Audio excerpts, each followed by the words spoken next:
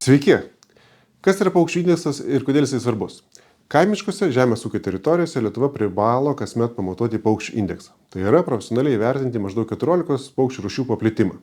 Ir rezultatai nuvilia. Paukščių indeksas Lietuvoje kasmet mažėja, pastaraisiais metais sumažėjo dar 1 procentiniu punktu iki 45%.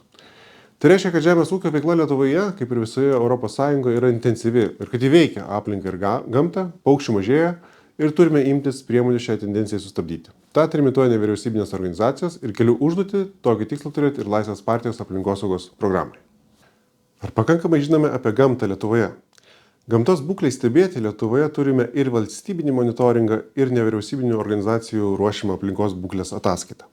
Nepaisant ten esančios informacijos gausos, dažnai adekvačių išvadų negalime padaryti. Lietuvoje tiesiog trūksta analitinių sugebėjimų ir kompetencijų. Dar svarbiau. Šiandien dar nevertiname kai kurių svarbių susijusių rodiklių. Pavyzdžiui, nėra sistemingo miškų paukščio stebėjimo, yra tik kaimo paukščių. Nėra vabzdžių populiacijos ar indekso vertinimo.